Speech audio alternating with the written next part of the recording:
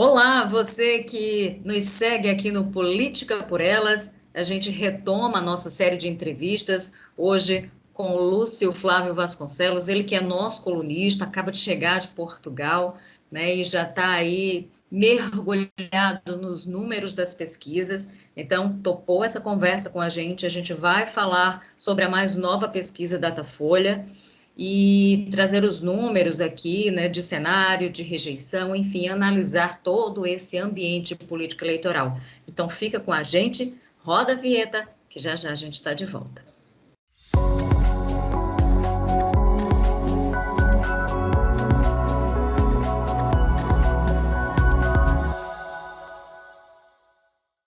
Política por Elas está aqui com você para falar um pouco das eleições 2022, repercutindo agora a mais nova pesquisa Datafolha, que confirma a liderança de Lula nessa corrida, com 45% das intenções de voto do eleitor e 34% ali de Bolsonaro, 33% oscilando aí, ou seja, ambos estagnados, a gente pode dizer assim nessa pesquisa, mas um deles ainda tem margem para crescimento? Ambos estão no teto ou não? Quem vai responder isso a partir de agora para a gente é o professor Lúcio. Lúcio, seja muito bem-vindo.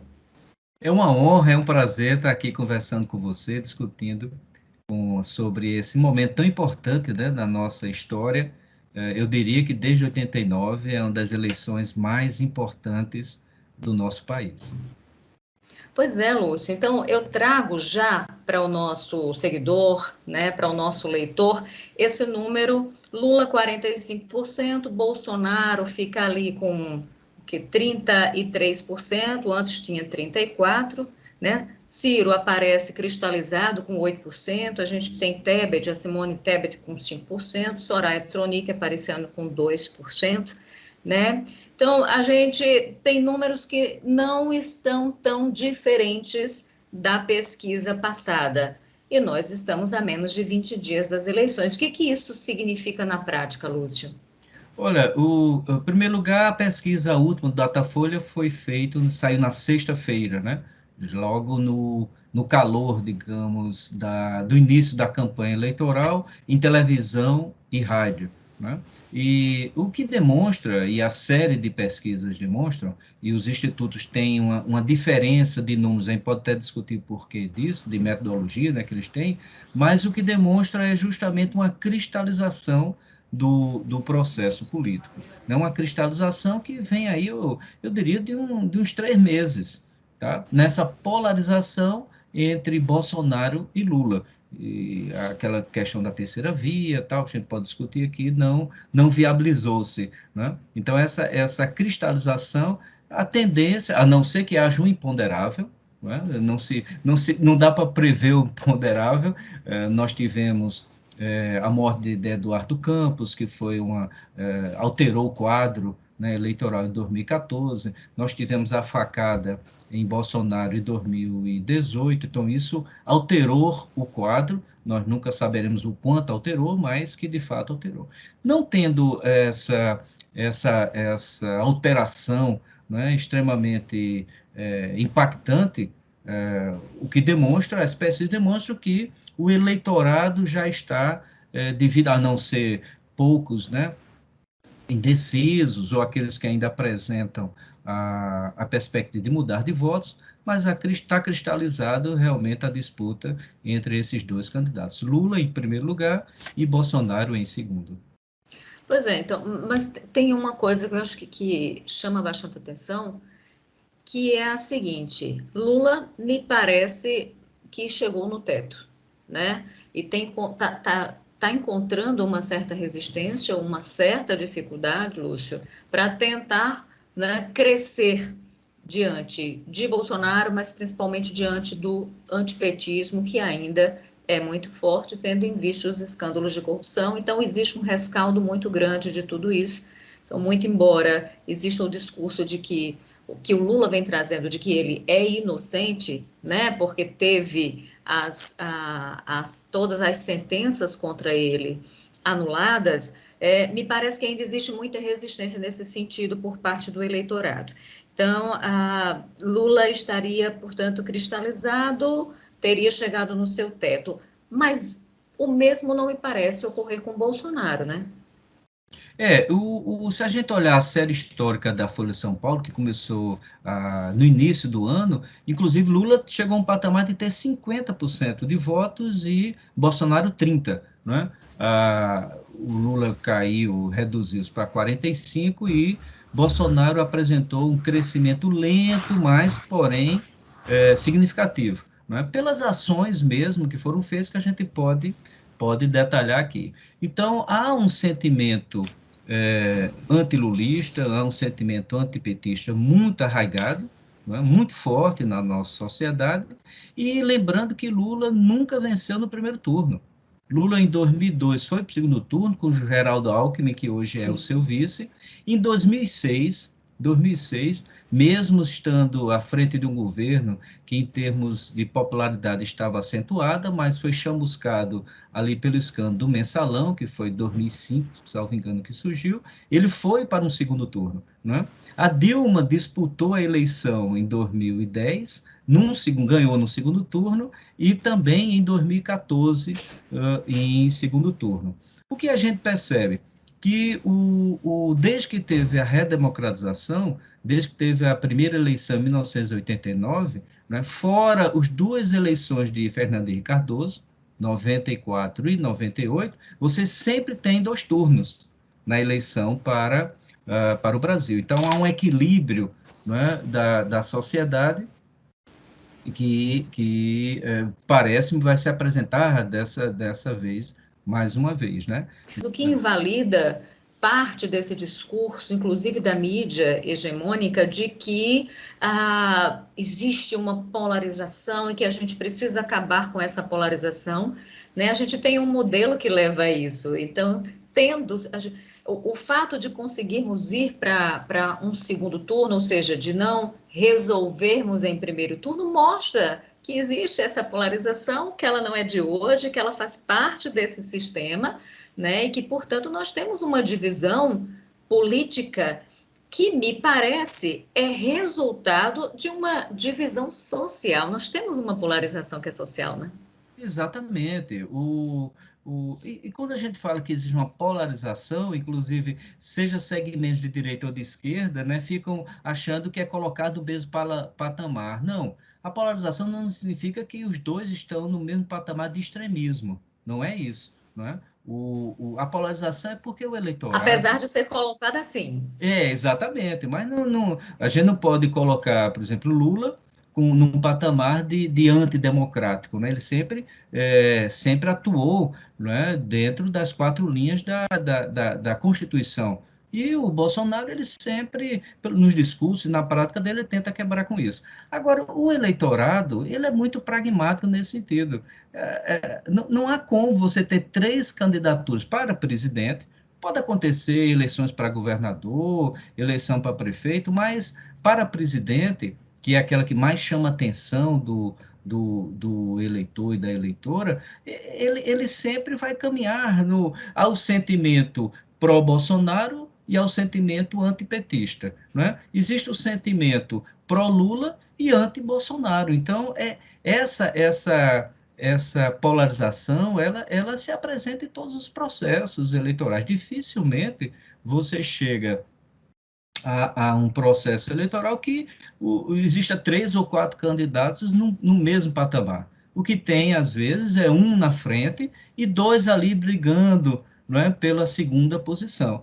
Então, não é surpreendente no nosso processo histórico, apesar de ser recente, né, no processo de redemocratização, a partir de 89, mas de eleições para presidente, depois o fenômeno criado por FHC, o Instituto da Reeleição, que também é uma coisa recente, foi em 96, mas não é surpreendente, não é algo que represente uma distorção ou algo que seja inusitado num processo político, né? Essa polarização, ela existe e vai continuar em todos os processos eleitorais. E é interessante, você falou na questão da terceira via, e tentou-se demais emplacar isso, né?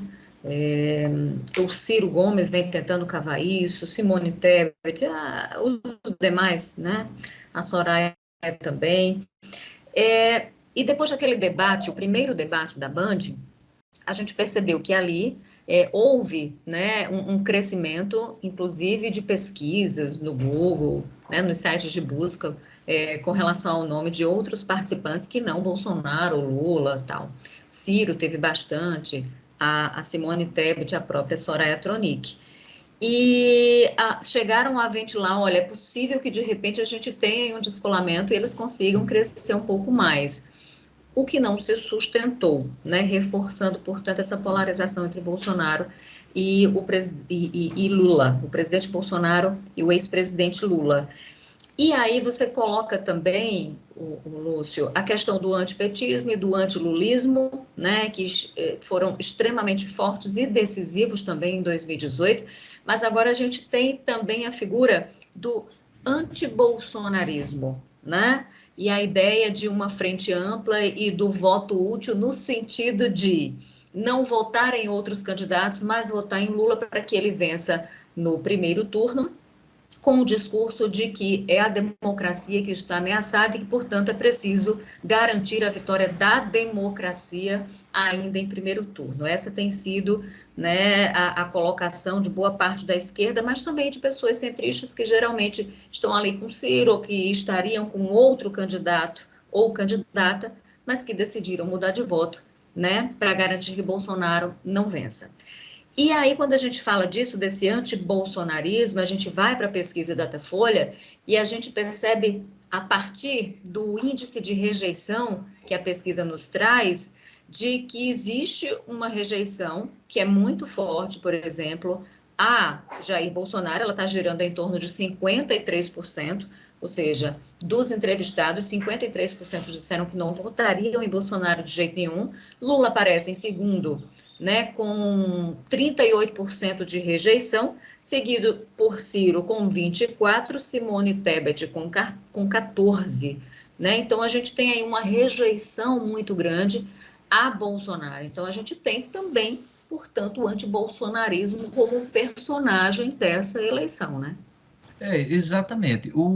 Inclusive, quando se pergunta, e você tocou no ponto importante, quando você olha a pesquisa, é muito mais consolidado, muito mais importante você ver o índice de rejeição do que de aprovação. Porque quando Uhum. você diz espontaneamente, eu não voto naquele candidato, para você mudar, né, você pode mudar para um, dois ou três que você não tem rejeição. Mas você disse, eu não voto em hipótese alguma em X candidato. E a partir disso, o eleitor alterar isso, então é uma operação dificílima, né? Que inclusive a gente depois pode conversar as estratégias que a campanha de Bolsonaro está tentando fazer nos últimos meses. Né? Agora, o inusitado nessa campanha é que, primeira vez, você tem um ex-presidente, que é o ex-presidente Lula, que saiu do governo em 2010 com 86% de aprovação, disputando com um presidente na reeleição. Então, o que está em jogo é justamente uma análise do que foi feito no governo Lula, com alto grau de aprovação, e isso a estratégia de Lula está aproveitando muito bem, né, escondendo os escândalos de corrupção e apresentando os ganhos materiais de Bolsa Família, a questão da farmácia popular, enfim, uma série de conquistas sociais relevantes, e você tem um presidente que nos últimos 6 meses resolveu ter abrir, digamos assim, um pacote de bondades, né? Então, essa cristalização, ela reflete o número de eleitores que já decidiram em quem votar. Você tem um dado aqui da pesquisa, 78% dos eleitores já decidiram, é o número mais alto que se tem num período pré-eleição. Sim. 78% dos eleitores já decidiram em quem votar. Né? Esse é o dado apresentado pela Folha. E esse alto índice de rejeição de Bolsonaro, nenhum outro presidente que foi para a reeleição, ele tinha um grau tão elevado de E, rejeição. E há uma questão aí, me parece que historicamente, desde o período de democratização, redemocratização do país, os presidentes que tentaram a reeleição, eles venceram. Venceram, E me exatamente. parece que teremos, se confirmando as pesquisas, com a derrota de Bolsonaro, ele será, se realmente perder, o candidato, o primeiro presidente que tenta a reeleição e não consegue se reeleger. Isso se essas pesquisas se confirmarem, e, obviamente, como você lembrou, se absolutamente nada de grande, de absurdo acontecer daqui até o dia 2 de outubro, né? E esse auto-índice de rejeição, ele também reflete o que é interessante na análise do governo, não é? Quer dizer, o próprio governo dele, ele tem enfrentado uma negatividade muito acentuada. E outro dado também que é muito específico, eu anotei aqui, que é a questão da confiabilidade no que o presidente diz, né? O índice de pessoas que não confiam, em hipótese alguma, em Bolsonaro, 51% daqueles, das pessoas ouvidas não confiam no que Bolsonaro diz. Por que isso? É porque ele muda de discurso com frequência, né? Ele vai numa estratégia que hoje em dia não se pode mais fazer, né? Que para cada clientela, ou para cada plateia, ou para cada conjuntura, você tem uma opinião diferenciada. Dizer que não disse aquilo que foi dito. Né? Então, ele causa uma desconfiança muito grande. Uma pessoa que não Sim. tem um padrão de explicação. Ele pode até evoluir, mudar, né, de opinião, mas não ter várias opiniões sobre o mesmo tema, com a questão até cronológica, uma vez diz uma coisa, mas na frente diz outra, então isso causa uma instabilidade muito grande na própria candidatura do pleiteante, no caso Bolsonaro, né?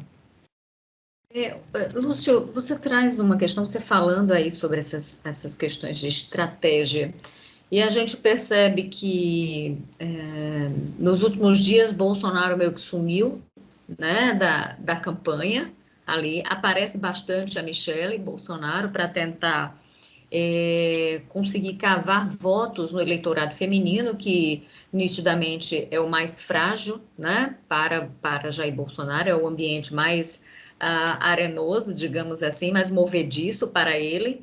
E aí a gente tem visto, inclusive, a Michelle tomando um protagonismo como se ela fosse a candidata e não Jair Bolsonaro. Mas tem uma outra coisa que chama a atenção, é que das várias estratégias que Bolsonaro vem tomando, falando da questão econômica, a questão dos auxílios, a questão do aumento do Auxílio Brasil para R$ 600 até o final do ano, do aceno para os taxistas, né? E a gente tem visto isso, apesar dessa questão, apesar da incisiva no discurso anticorrupção, né? Tentando realmente colar o adversário Lula na questão da corrupção e demais ações da campanha de Bolsonaro, me parece que não tem emplacado muito isso, porque ele não furar a bolha dele. Ele falou tanto para a militância que acabou ficando ali na militância sem conseguir furar essa bolha, né? Você toca num ponto importante a respeito de. Eu lembro de um estrategista de Bill Clinton que cunhou uma frase na época, nas décadas de 90, que ele dizia assim: sobre eleição, isso aí é economia, desculpe a grosseria, mas é a frase dele, é a economia estúpido, né? Para dizer que Isso. tudo é economia. Mas não é tudo economia. Veja bem, não é tudo economia, porque a economia é importante, não é? O núcleo bolsonarista que coordena a sua campanha, que são os filhos mesmo, aí é uma família, né? Foi formado um Isso. grupo com origem ali no Rio de Janeiro, que nós só vamos saber a realidade a respeito do patrimônio, a trajetória do presidente Bolsonaro no dia que ele sair do Palácio da Alvorada, seja em que ano for, né? Mas o que o, o, a questão econômica, ela não está dando aquele resultado que eles esperavam, né? Porque ele mudou 3 vezes o presidente da Petrobras, a gasolina começou a baixar mesmo, né? Mas isso não refletiu num apoio significativo no setor de classe média baixa, né? O auxílio de R$ 400, Auxílio Brasil, passou para 600, e houve a promessa de subir mais no próximo ano, mas como não foi no orçamento, não está tendo a devida repercussão. As pessoas receberam o auxílio, que é um auxílio necessário, mas isso não está traduzindo em votos, porque apesar da inflação estar diminuindo nos últimos 2 meses, mas ela continua. A E inflação de existe lá. uma corrosão do poder de compra, Exatamente. né? E o fato de dizer, olha, a inflação, esse mês, vamos dar um exemplo, não foi 10%, foi 9%. Está baixando, mas significa que houve um aumento de 9%. A dona de casa, o dono de casa que vai à feira, ele sente isso, que a economia não está, o discurso da campanha de Bolsonaro não está refletindo diretamente na decisão do voto. E, além disso, há uma carga de virulência, de agressividade, não é, que o Bolsonaro, durante toda a trajetória da vida dele. Veja bem, a gente pode até conversar essa tentativa de mudança, agora o Bolsonaro está mais ponderado, mais humilde, mas os 30 anos dele de vida política foi pregando armas, falando bem de ditadura, defendendo ditador, né? Sem ter uma postura misógina, quer dizer, contra as mulheres. É uma cultura machista que é muito forte no Brasil, né? Que ele cresceu nisso, ele ganhou as várias eleições dele, ganhou a presidência em 2018 com esse discurso. Então, além da própria postura dele com relação à pandemia, né? São 700 mil pessoas mortas. Ele foi um descaso governamental, e mais que governamental, pessoal. Porque só se fosse governamental, mas a postura individual dele fosse uma postura de solidariedade, de empatia, não teria essa imagem tão negativa na sociedade, né? Então, essa construção, essa postura dele, machismo, uma postura autoritária, a defesa de armas, a maioria da população não quer as pessoas armadas. Isso todas É as pessoas demonstram. quando a fome bate, ninguém quer saber de arma, quer saber de comida. É quando o Exatamente. desespero do desemprego baixa, porque muito se fala, inclusive, nós estamos retomando os empregos, mas a gente tem um outro problema que é do achatamento dos salários, né? Então, não basta só criar emprego, você precisa criar emprego com salários que deem dignidade para o trabalhador.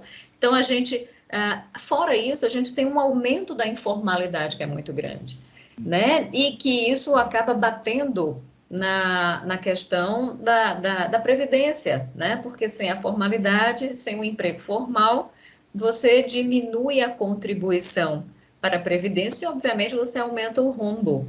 Então, a gente tem problemas que são muito maiores do que armas, né? Do que, inclusive, o problema moral, né? Dessa pauta moralista, pauta de costumes que ganha muita força em 2018, porque agora existe o bucho vazio, né? Exatamente. Exatamente. O prato vazio. E tem um fenômeno histórico, Rejane, que é muito característico no Brasil. Você tem períodos em que esses políticos com discurso altamente moralista e anticorrupção ganham muita força. Em 1961, Jânio Quadros, não é? Jânio Quadros ganhou a eleição presidencial com 42 anos, o símbolo dele era a vassoura, ia varrer a corrupção do Brasil. Quando chegou em 89, o discurso, você olha na internet, e as pessoas podem fazer isso, tem lá o discurso de Collor contra Lula, em 89 era: a minha bandeira jamais será vermelha, eu sou pelo Brasil, contra a corrupção, contra os marajás. E você tem esse mesmo fenômeno, claro, com outra roupagem, mais agressiva, mais outside da estratégia e comportamento político, mas em 2018.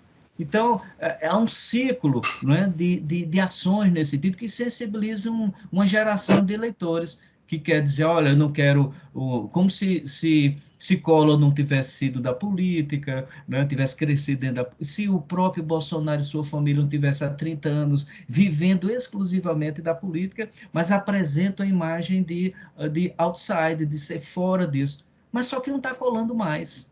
Os 4 anos dele, né, do governo Bolsonaro, se você olhar qualquer campo, o meio ambiente, a educação, a saúde, né? A própria segurança pública, que é o grande lema dele, que é resolver tudo na bala. Se você olha todos os índices friamente, você tem números desastrosos.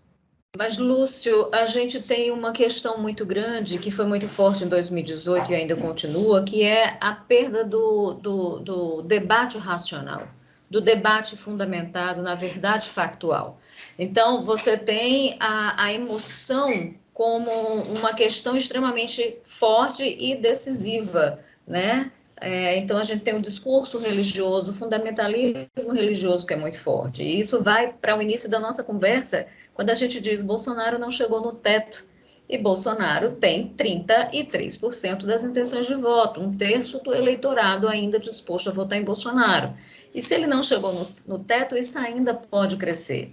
É prova de que essa questão da irracionalidade, né, da crença, né, num mito, e por mais que ele não tenha conseguido sanar os problemas que prometeu resolver, como a própria questão da criminalidade por meio da liberação, flexibilização de armas, ao contrário disso, ele apenas fortalece a indústria armamentista, né, trabalha para ela.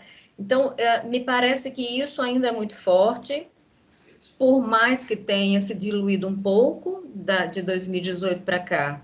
Então, isso serve, inclusive, de alerta para a campanha do Lula, da história que ela do já ganhou, né? Porque não é assim, né? E a gente ainda tem alguns dias e muita coisa ainda pode mudar.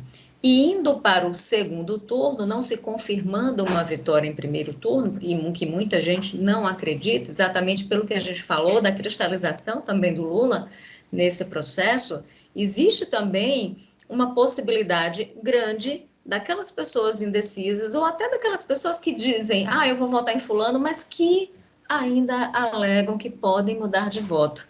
Ou seja, Bolsonaro está no jogo.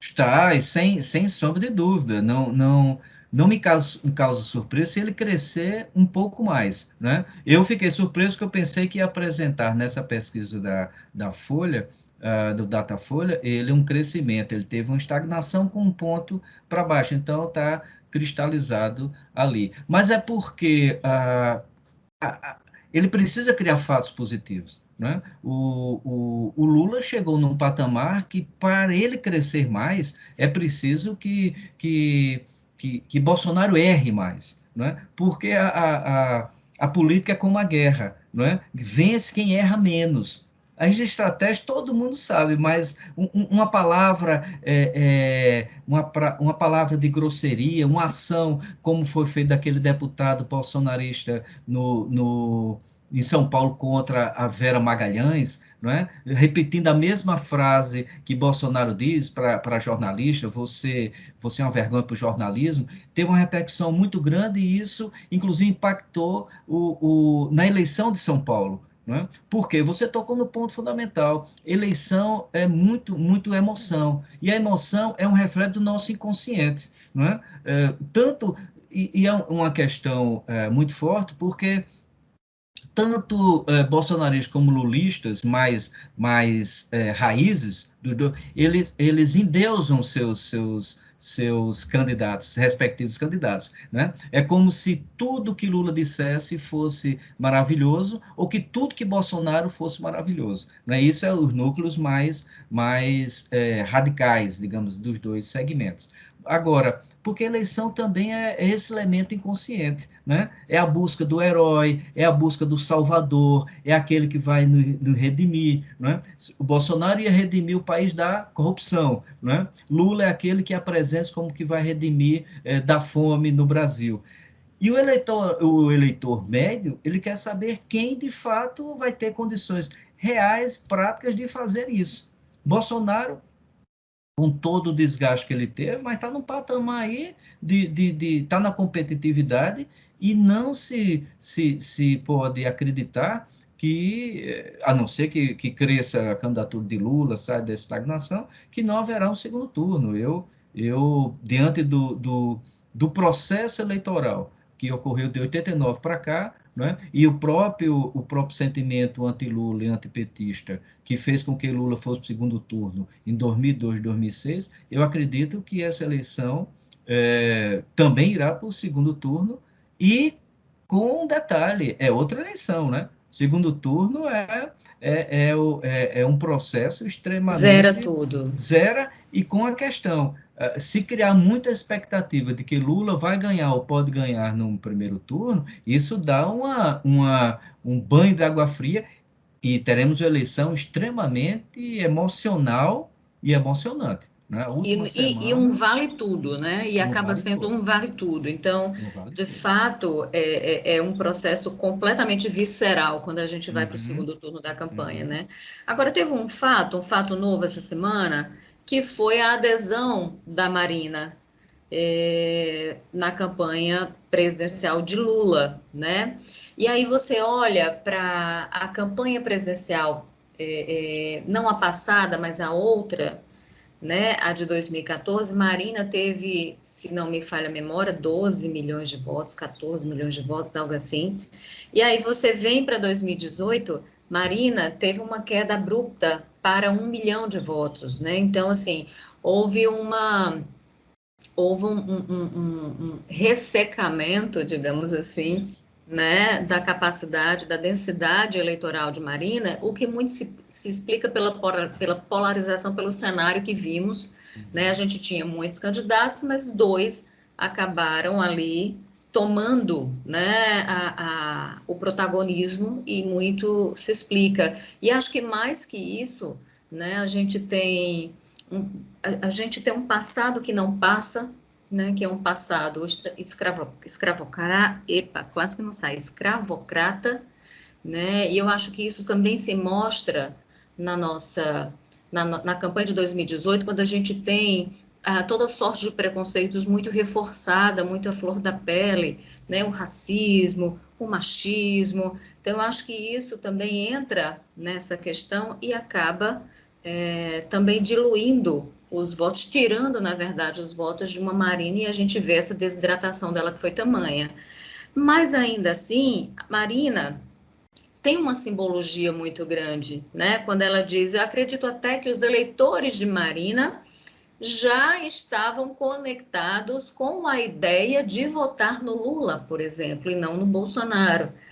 Mas existe uma questão simbólica, existe uma questão relacionada também à fé, porque a Marina é evangélica, né? E Marina é mulher. Então, é mulher evangélica e negra. Então, você tem elementos que acho que, do ponto de vista simbólico, agregam para o Lula. Então, nesse sentido, na tua opinião, foi uma adesão importante? Você tocou em pontos fundamentais. O fato dela ser mulher, o fato dela ser evangélica, também é um ponto importantíssimo. Né? É um segmento, e por isso Lula, inclusive, está crescendo, está retomando partes, segmentos dentro do segmento evangélico, religioso evangélico. Ela foi ministra do Meio Ambiente, o rompimento dela com o governo do PT, ela foi ministra do Meio Ambiente, era justamente a defesa intransigente que ela fazia de pautas específicas do meio ambiente, que retorna agora. Né? Então, a política é feita de gestos. O grande ponto de Lula essa semana foi justamente essa questão de Marina. Além disso, a própria incorporação de um patamar de meio ambiente, que é uma questão extremamente cara para o Brasil, a gente tem percebido sistematicamente no governo do governo Bolsonaro um descaso, um incentivo à queima na Amazônia, um descaso com o meio ambiente, ela agrega esse pensamento e dá uma estabilidade, não é?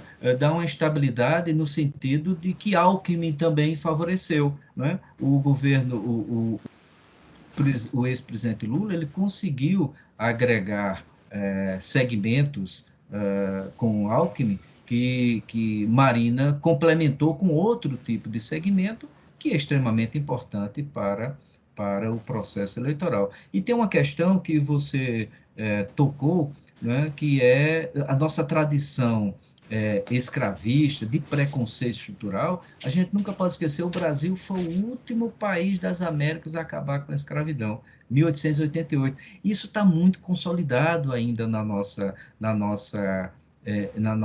cotidiano, na nossa sociedade, não é? Porque basta ver que o corte social nas pesquisas feitas, Lula ganha entre os jovens, Lula ganha folgado entre os jovens, entre as mulheres e entre os segmentos abaixo de quem ganha de 2 salários mínimos para baixo, principalmente aqueles que recebem o auxílio Brasil, chamado agora, que era Bolsa Família. Então, nesse segmento, do segmento mais pobre da sociedade, esse segmento encontra em Lula uma pessoa que fez muito nos 8 anos que ele foi presidente e que pode fazer mais, há uma credibilidade. E é uma inversão, quanto maior o salário, não é? Quanto maior o salário, quanto maior o poder aquisitivo, isto é, das pessoas que não precisam tanto do Estado, que não precisam das políticas públicas, não é? Que tem a sua vida garantida sem precisar de uma farmácia popular, sem precisar de um Minha Casa Minha Vida. Esse segmento digamos, mais rico é que vai estar votando mais intensamente em Bolsonaro. Há uma divisão aí, claro, uma divisão de classe, uma divisão em termos de escolha eleitoral. Nós estamos falando aqui, repercutindo a pesquisa Datafolha, a última pesquisa que coloca aí, que mostra uma cristalização do Lula, mas com uma vantagem importante para ele sobre Bolsonaro, Lula com 45%, Bolsonaro com 33%, Ciro com 8%, Tebet com 5%, Soraya Tronic aparece com 2%. Lembrando que essa pesquisa ouviu 5.926 pessoas em 300 municípios brasileiros dos dias 13 a 15 de setembro. E aí a gente tem uma margem de erro para essa pesquisa de 2 pontos percentuais para mais ou para menos, tá? É importante ressaltar isso aqui. E eu queria, Lúcio, você toca num ponto, eu pego carona nisso, porque você fala da questão da renda, que é determinante na escolha do voto, na decisão do voto. E aí eu queria trazer duas questões. Vamos falar de Lula por região, de Bolsonaro por região, que é importante, né, dos dois primeiros colocados nessa corrida, mas eu queria falar também dos empresários bolsonaristas que estão trabalhando na lógica da política do medo e da política da exclusão. Olha, se tem algum funcionário seu que vota no Lula, demita. Né? Então, a gente já viu gente do agro falar isso, a gente tem visto outros empresários de outros segmentos falando isso também. Né? Então, existe perseguição, censura e um jogo muito sujo nesse sentido, porque nós estamos falando de emprego que gera que é uma das questões ligadas à dignidade humana. Né? Outro dia ganhou repercussão no país um vídeo também de um empresário do agro, se não me falha a memória, ele distribuindo marmita, e aí ele pergunta à senhorinha em quem ela vai votar, e quando ela não fala no candidato dele, ele diz, então vai ficar sem comer. Então você enxerga nisso uma maldade, uma crueldade, né? É mais que maldade, é crueldade. Então nós estamos falando, trazendo aqui Hannah Arendt, da banalização do mal. Né? É o mal banalizado no dia a dia, é o mal sendo normalizado. E é um mal que não cabe dentro de uma democracia, porque fome não tem ideologia, fome não tem partido. Né? Outro dia também um comentarista da Globo estava trazendo da Globo News uma questão também de um menino de seus 12 anos que foi humilhado também, né, por grupos da extrema-direita ou da ultradireita, porque o menino estava pedindo ajuda e a camisa do menino era vermelha, e ele foi enxotado, e ele foi humilhado. Então, nós entramos numa esfera extremamente perigosa, embora não tenhamos, essa é a minha leitura, eu queria ouvir a tua, embora não tenhamos um governo fascista, mas nós temos uma política fascista, uma política que persegue o conhecimento, uma política que persegue a diversidade, porque a diversidade é uma ameaça, né, a determinados privilégios. Nós temos uma política fascista quando a gente percebe que existe um culto à intolerância, ao armamento, né, a essa política armamentista e a valorização, por exemplo, da mentira em detrimento da verdade, o esfacelamento da verdade para levar a uma condição de perda de elementos democráticos. Então, trazendo aqui um dos autores que gosto muito, que é o Leonardo Avritz, ele fala em desdemocratização. Luiz Felipe Miguel também fala muito nisso, em elementos de desdemocratização. Nós estamos passando por isso. E aí, quando a gente vê empresários nessa toada, isso é muito preocupante, porque não existe uma questão ligada unicamente à política econômica para você melhorar a margem de lucro, mas para que eles também gerem emprego. A questão está ligada a outra coisa, é por ideologia, é por ódio. Então, nós temos uma política de ódio.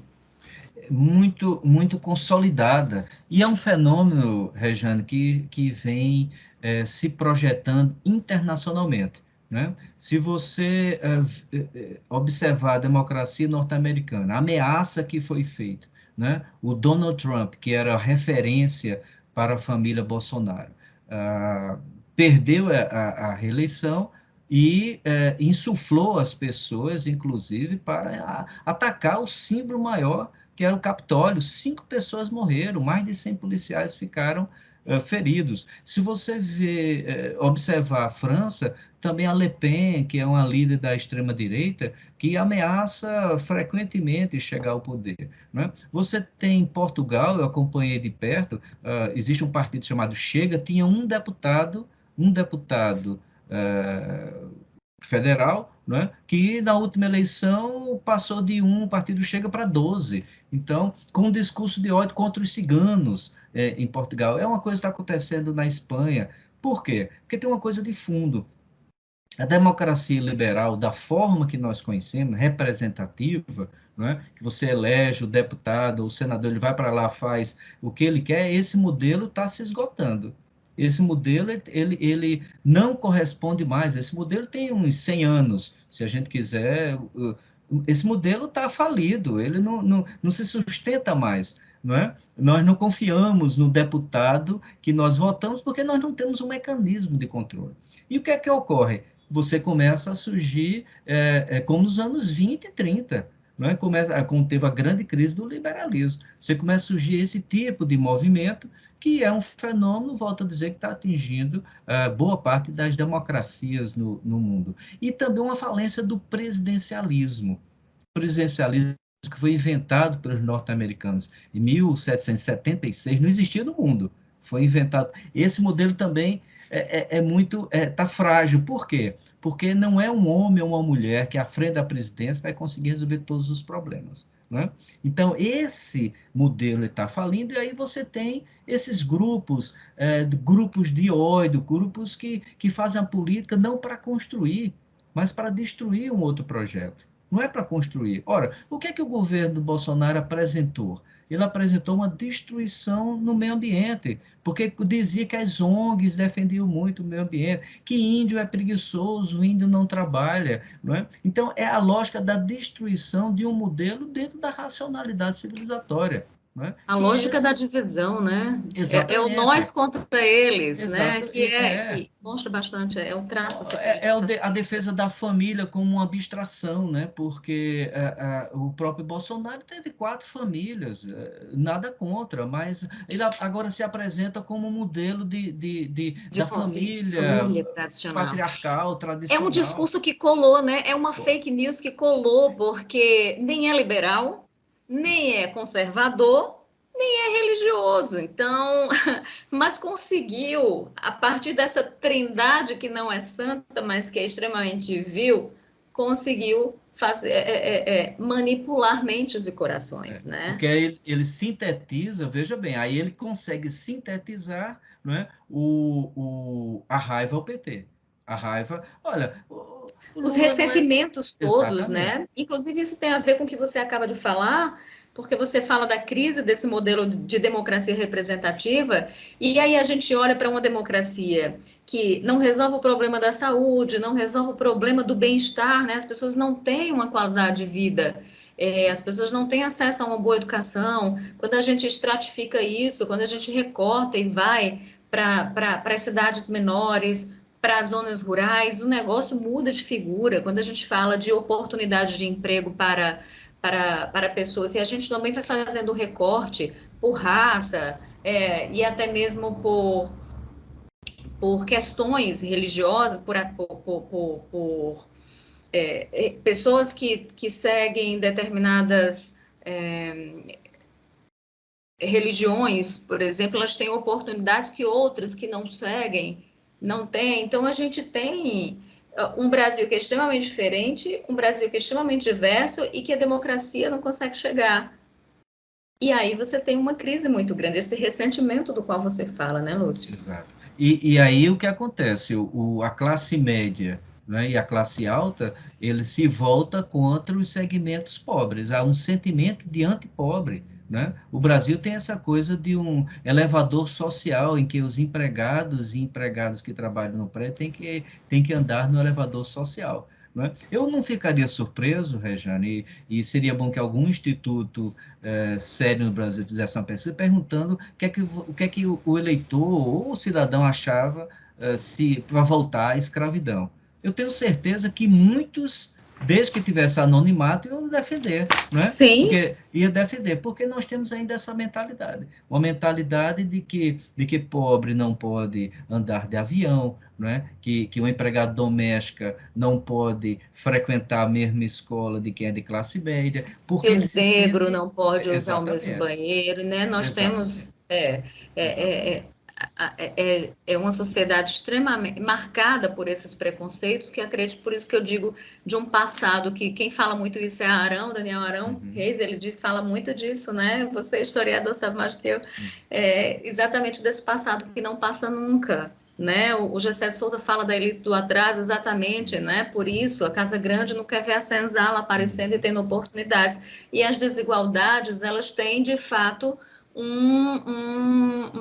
uma motivação que é política. Você precisa manter essa desigualdade para você manter os privilégios de determinados grupos, né? O Brasil é um dos países que tem a maior concentração de renda do mundo, não é? Você tem 1% da população que detém 45% da riqueza. Por isso você tem uma onda de miserabilidade dessa muito grande. Você não anda numa rua de qualquer cidade pequena, média ou grande que não tenham pessoas que estão morando na rua, que estão pedindo esmola e que a situação tá E que é vexatória. normalizado, Exato. Lúcio, né? E isso é o que mais fere, o que mais dói, porque o sofrimento do outro é normalizado, né? Então, quando eu vejo, olha, não ajude, não dê dinheiro no sinal, isso, para quem tem fome, para quem tem sede, outro dia eu parei no sinal, aqui pertinho, por trás de uma igreja gigante, suntuosa que temos aqui na principal avenida da cidade, e é interessante, porque por ali o que mais tem é pedinte. E era umas 6 da noite, eu parei no sinal e eu não tinha nenhuma moedinha.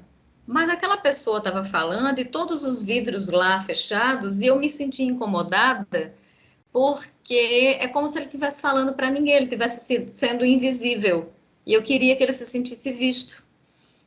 E quando eu baixei o vidro e falei, moço, eu não tenho nada aqui.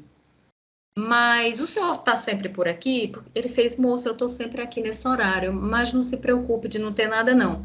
Se a senhora tiver uma roupa, alguma coisa que puder trazer, lembrar de mim e trazer outro dia, eu vou agradecer porque eu levo para os meus filhos. Mas eu queria lhe agradecer, moça, porque a senhora é a primeira pessoa que fala comigo.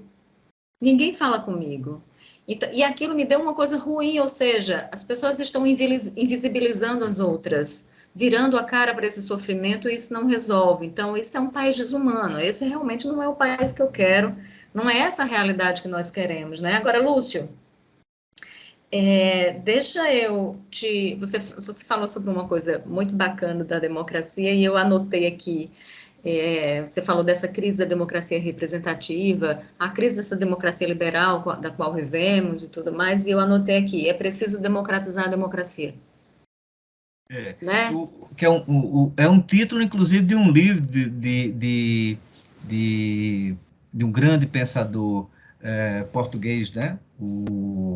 Estou esquecido agora o nome dele, me deu um lapso, mas é democratizar a democracia, precisa se radicalizar, mas radical no sentido Radicalizar, de no a sentido, raiz, né? De a raiz, porque nós vivemos uma democracia política, sem sombra de dúvida, né? Nós temos podemos eleger nossos representantes, né? Nós temos uma democracia civil no seguinte aspecto, que é o, ter direitos, né? Poder acessar a justiça, enfim, apesar de ter um elemento aí que influencia muito, né?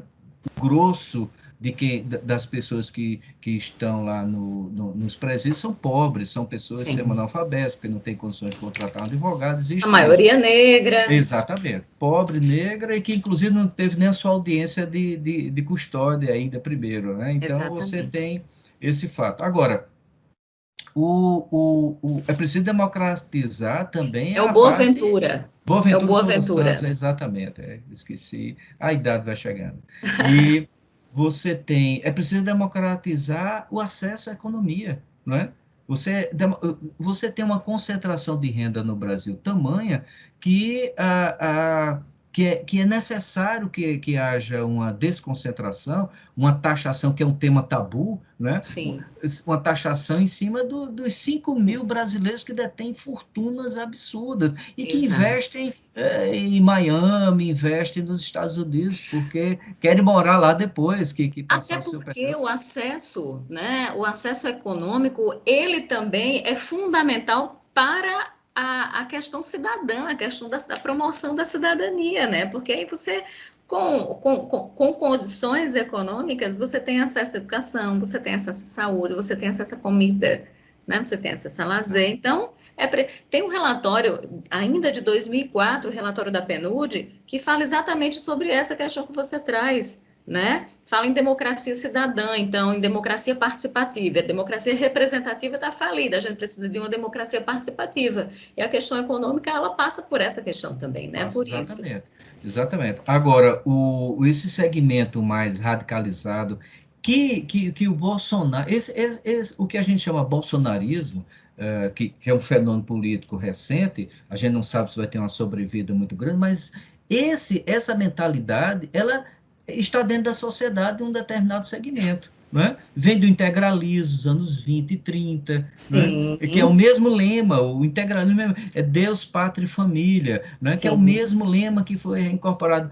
E aí você encontra um que vai sintetizar isso, que vai ter a coragem, entre aspas, né? Ou a desfaçatez de apresentar-se como representante desse segmento. Esse segmento vai permanecer. Ele não é, caso o Bolsonaro perca agora ou saia daqui a 4 anos, não é? Esse sentimento, esse grupo que pensa que precisa de mais armas, que a mulher, lugar da mulher é na cozinha ou submissa ao homem, que o bom é quando o negro e a negra não estivesse participando da sociedade, ficasse apenas na cozinha, lavando, cozinhando para ele, né? Que os homossexuais deveriam ficar escondidos, não é? Então, que os índios são preguiçosos e que a terra deles deviam voltar para o agronegócio, esse segmento, ele existe aí desde o período colonial, não é? E que permanece até hoje. Só que encontraram um representante, e um representante que chegou ao poder. Não é? Que sintetiza tudo isso, né? Exatamente, que disse, olha, esse é meu Exato. o grande, quando diz o mito e o carisma de Bolsonaro, não é? Gostemos ou não, é porque ele sintetiza esse segmento, não é? Um segmento branco, um segmento violento, que gosta de armas, que acha que pobre é para levar bala mesmo, que a pessoa é pobre porque é vagabundo, porque não trabalha, ou porque Deus castigou, não é? É um Então, pensamento higienista, né, exato, elitista, exato. que está também, Lúcio, no próprio judiciário. Então, quando a gente fala em democracia cidadã, a gente também tem que falar no acesso à democracia, do acesso à justiça, porque a gente não tem. E quando tem esse acesso, a gente, em boa parte, por exemplo, das decisões que vemos, né, existe um autoritarismo que também é fruto de um judiciário que é viúvo, né, da nossa ditadura. Então a gente, né, também precisa olhar para isso, por isso que se diz que a gente não consegue construir um futuro bom se a gente não consegue entender, né, o nosso passado, e pelo nosso passado a gente consegue entender esse presente. Então é tudo muito recente.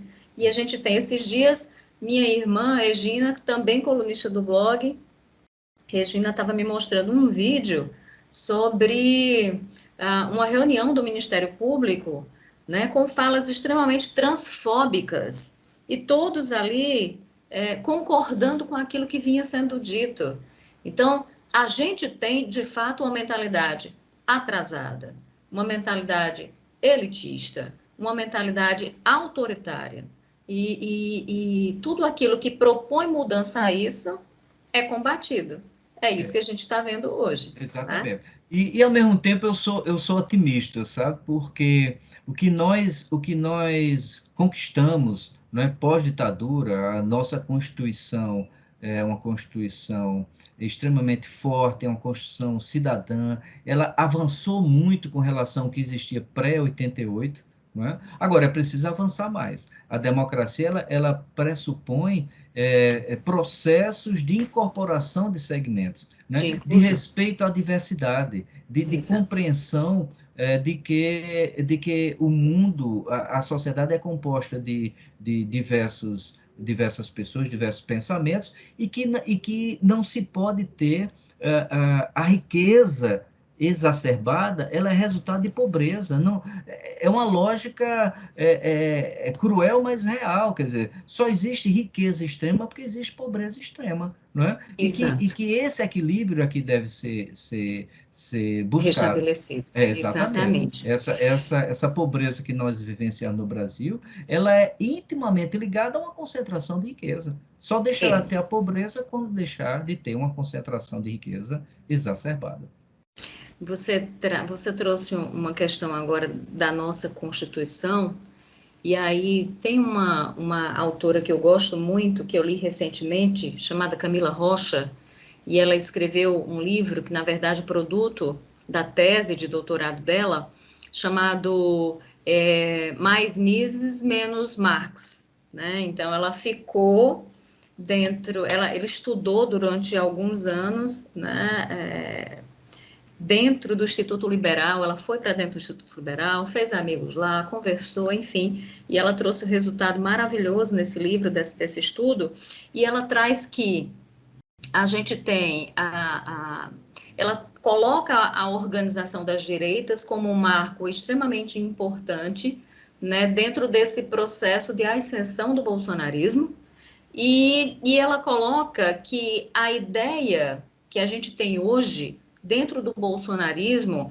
acobertada, claro, por uma questão que está ligada ao neoliberalismo, ou ultraliberalismo, né, que é a questão do capital, que a ideia hoje que a gente tem, ou que se passa do bolsonarismo, que recebe o apoio exatamente dos empresários e do mercado, é destruir, esfacelar aquilo que é produto da Constituição, ou seja, o Pacto Democrático de 1988.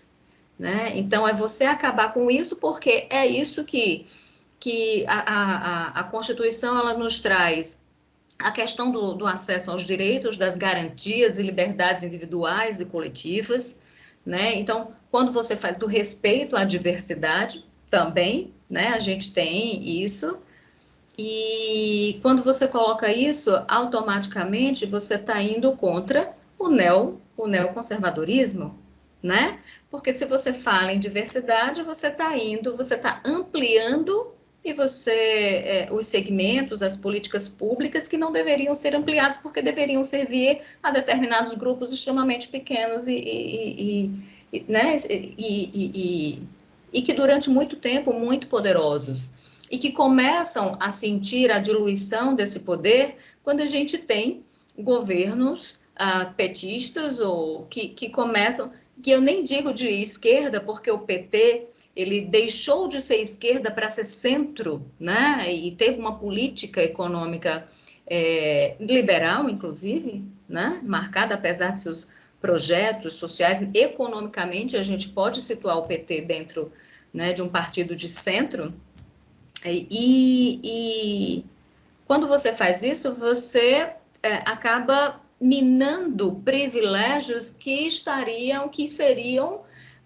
pertenceriam a um determinado grupo e que muitos deles acreditam, inclusive, que esse privilégio é dado por Deus, é por natureza, então isso não pode ser combatido, né? Então a gente tem aí uma força grande brigando para diluir o Pacto de 88, acabar com direitos trabalhistas, porque isso fere o lucro, né? Isso diminui a margem de lucro, acabar com direitos previdenciários, porque isso também fere margem de lucro. E tem o Casara, Rubens Casara, não sei se você já o leu, ele é um juiz e ele fala sobre esse judiciário extremamente autoritário, e aí ele coloca que todos esses elementos, eles são frutos exatamente dessa política neoliberal, agressiva, perversa, de diluição de direitos e da dignidade humana. É extremamente, recomendo demais, ele tem um livro muito bacana chamado Bolsonaro, Mito e Sintoma, e eu recomendo para quem não está assistindo. Então, é isso, né? A gente tem, quando a gente fala em luta de bem contra o mal, eu não gosto dessas dicotomias, mas é porque a gente tem, de fato, a tentativa de bloqueio daquilo que ficou acertado, né, como direitos básicos, né, dentro da Constituição. E é interessante isso que você falando e eu recordando aqui.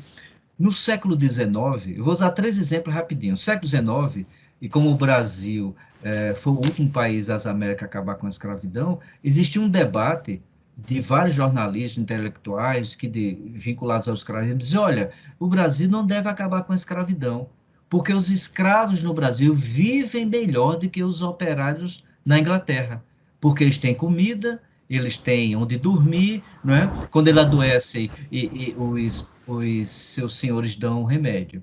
Então, veja, aí vamos para o século XX, quando Getúlio Vargas quis e criou o salário mínimo, os empresários, boa parte deles era contra o salário mínimo, porque isso ia de encontro à liberdade de remuneração. Os empresários deviam pagar o que devia, o que o empregado merecia. E o salário mínimo ele contribuiu para o desenvolvimento do capitalismo, porque ele injeta uma quantia X Isso. para que as pessoas consumam, compram a lata de sardinha, compram o arroz e o feijão.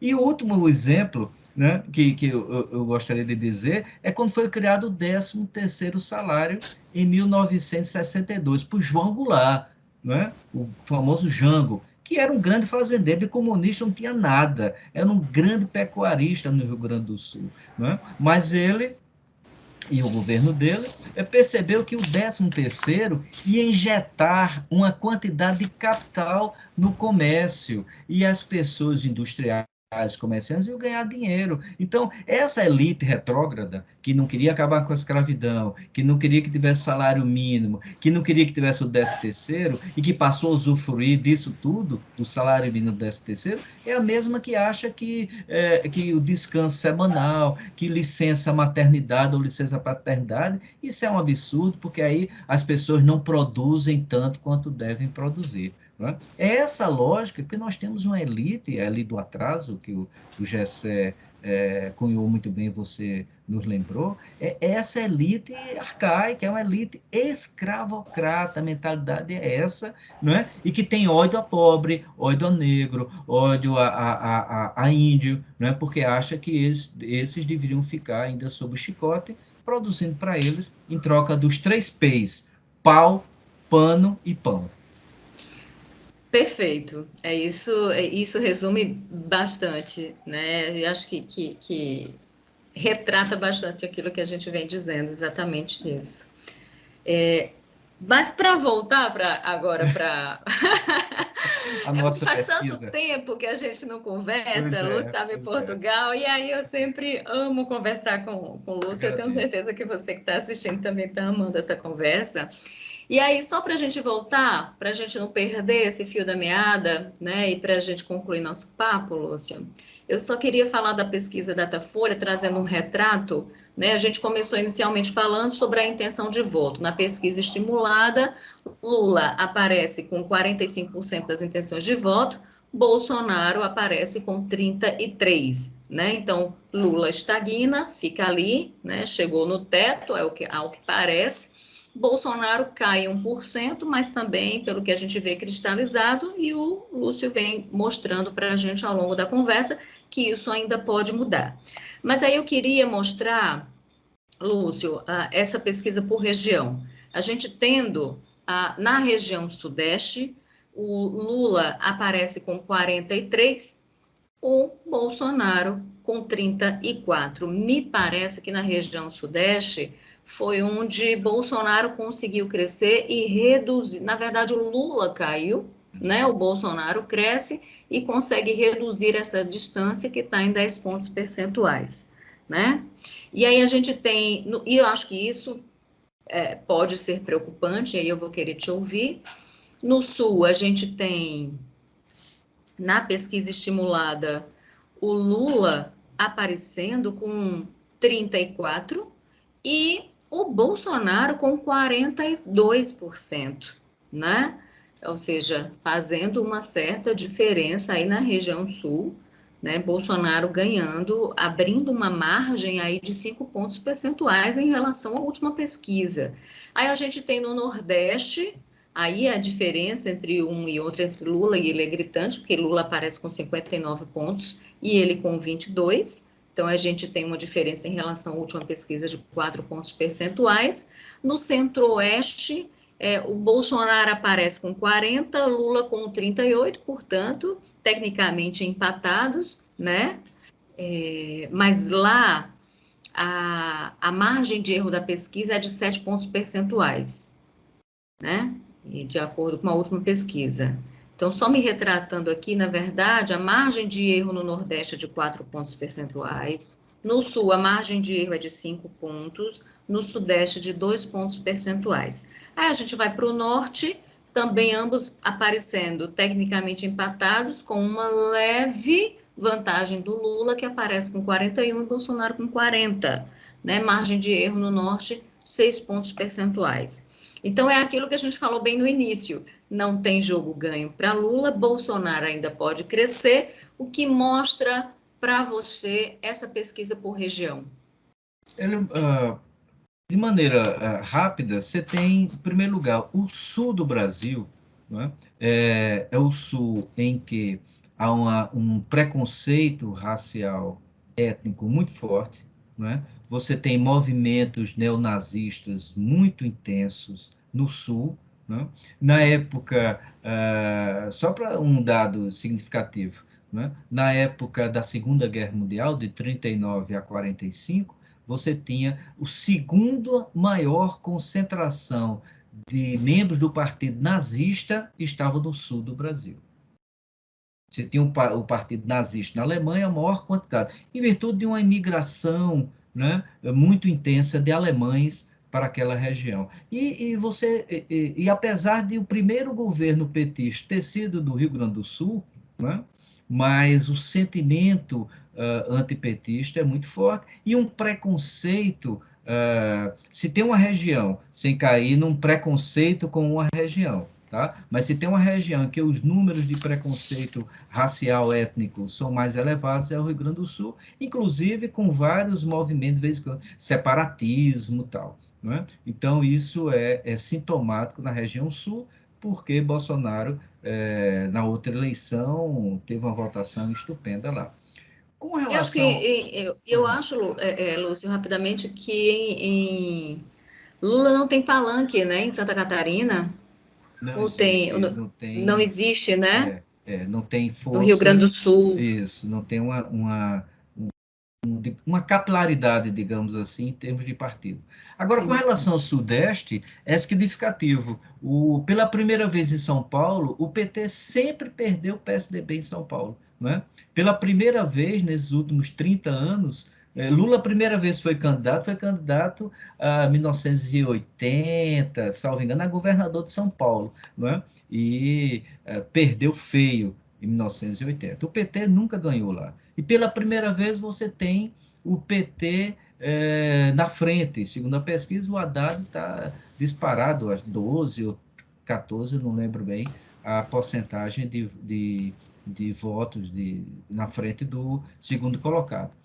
E o sintomático, você vê Freixo subindo, Marcelo Freixo subindo e ficando apenas para 4 pontos de diferença com relação ao atual governador, que é do PL, né? O Castro, não lembro.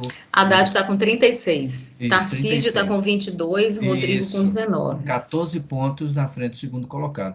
Então, e o interessante do São Paulo, Lula, nos 3 estados, São Paulo nos 3 estados do Sudeste, Lula está na frente. Agora, o significativo é que em Minas está reduzido, foi onde o Bolsonaro mais avançou, mas o significativo se quer saber quem vai ganhar a eleição para presidente, olhe para Minas Gerais.